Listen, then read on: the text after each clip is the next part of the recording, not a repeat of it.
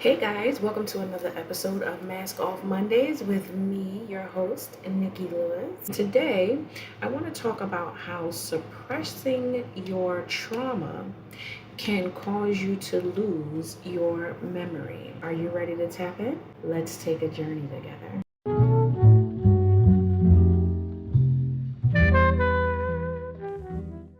So, again, today we're going to talk about how suppressing your trauma can affect your ability to retain your memories. So, the first thing I want to explain is that suppression is really like it's a conscious thing that we do to try to stifle the memories that we have of our trauma. When you're dealing with significant trauma, many of us we learn to survive by suppressing what we have experienced. And that keeps us from folding. It keeps us from breaking. It's something that we do to avoid our memory of or what we felt from those traumatic events. There's also something called repression. Now, repression is unconscious. It's like a defense mechanism. So suppression is a conscious choice, but repression, it's an unconscious action that we take. It's like a defense mechanism. Once we start to suppress, I feel repression comes after suppression, because once you start suppressing traumatic events in your life, then you train your brain to repress. And that's where the brain begins to block the access to those memories. I hope that makes sense. So the repression is actually after you have trained your brain to suppress, then repression blocks your access to those memories. And that is where we begin to have fragmented memory, or we lose memory altogether. So we lose that block in time. This is something that I have experienced myself. If you go back to some of my previous videos, I talk about how when you live in a revisionist history and you create new memories, the only way to break out of that, if you truly want to be free, the only way to break out of that is to surround yourself or talk to someone that you trust, right? From that time frame, and talk to them about that time in your life. Someone that you trust, though. I don't recommend just talking to anyone willy-nilly, because that is a sensitive part of you. So you want to make sure you are protecting yourself from further trauma. So you have to make sure that it's someone that you trust. I'm saying all that because this is where we begin to break the cycle of repression and suppression, right? So you can, over time, lose access to whole time periods of your life, especially if you have lived a life of trauma, right? Suppression, while it does not do away with your memories, it's not like the memories are erased. You just now have a block for that area, right?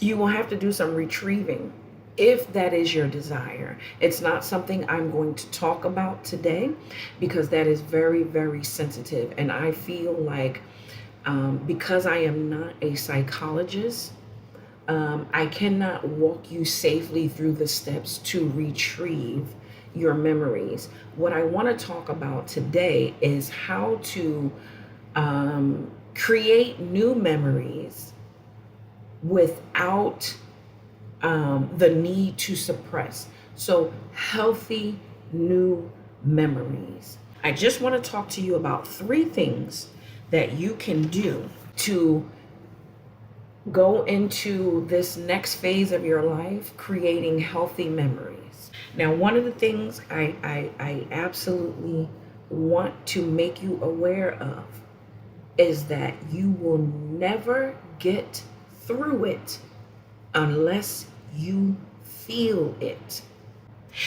I know that the idea of opening yourself to this type of vulnerability is rough.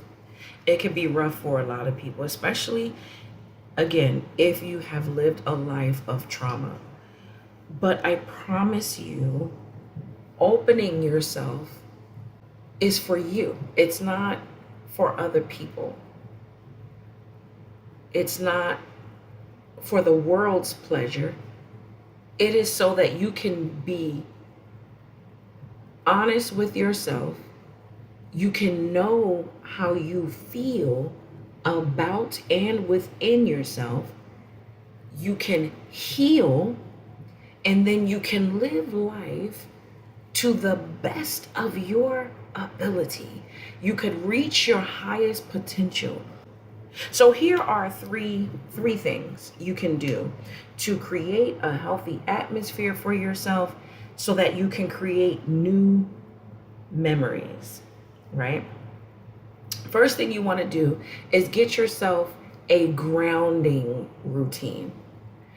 Grounding, and I talked about this in a previous video, ground yourself in reality. You cannot live in the fairy tale of what if and that did and what could I have done. You cannot live in that area. You can only live in reality. A grounding routine could be exercising. It could be a hobby. For me, I need to get by water. That is my thing. I ground myself in the water. There is a technique that I personally do. I'll share it with you in case it's something you want to do. I do it if I go to a private villa and I'm in a private pool. Get yourself in a body of water, right? I disrobe. I remove everything and I get myself in water and I pray, because the water grounds me. That is my grounding routine. If I cannot get into the body of water, then I need to get by water. If I can't get by water, then I need it to rain and I'll go out in the rain. The water for me is purging. It removes the toxins out of my body. It removes the toxins out of my mind, and it brings me peace. It gives me calm, and it snaps me into reality. You need a grounding routine that keeps you very present. Drugs will not do it. And I'm talking about illicit drugs. I'm not talking about medication. I'm talking about drugs. They will not help you be in the present. You need a grounding routine. Workout, yoga. You need an activity that helps ground you, that keeps you in the present, so you can be very honest about where you are in your life.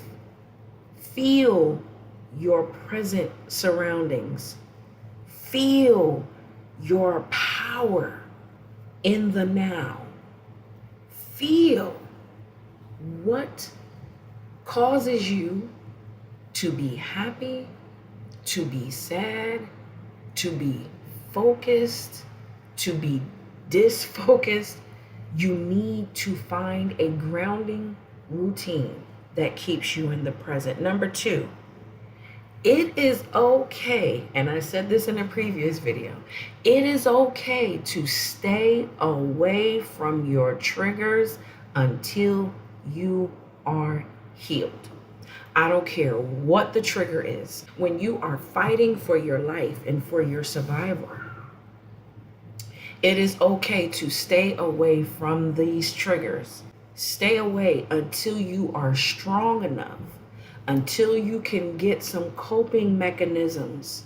And we'll talk about coping mechanisms in a later video, right? It's okay to stay away from those triggers. Make no apologies for your absence, because this is your survival.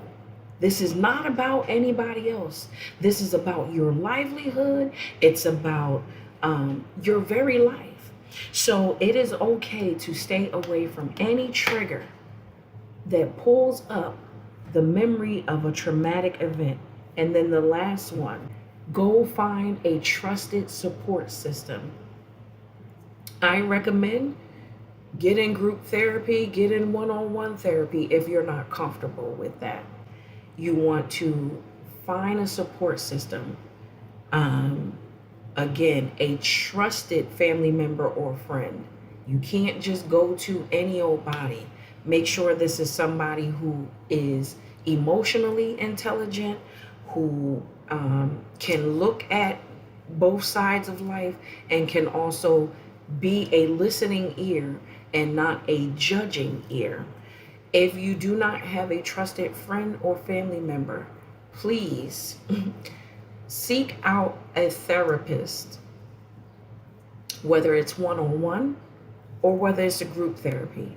I want to see you healed. I want to see you break free from the trauma that has been following you. Revisionist history doesn't always come from someone wanting to be known as something different. Sometimes trauma pushes you to recreate and reinvent yourself. But let's deal with the trauma so that we can live in an authentic lifestyle, that we can love ourselves no matter what has happened to us, right? That we can start to unlock our brains to create new, healthy, wonderful memories. Life is still gonna life. You can't escape that. And you are far too important to keep the gift of you from the world. I want to see you healed. So let's start with those 3 steps, and then I will come back and we will dig deeper into different ways that we can make ourselves more emotionally healthy, that we can create memories and not walk in resentment or bitterness about our past. I want you to know I absolutely love each and every one of you who come to my channel, who watch my page, who comment. We are on this journey together. There is life after trauma. Trust me, there is life after trauma. There is life after loss. There is life after pain, if you will allow yourself to live. And let's continue this journey together. Until next time, bye.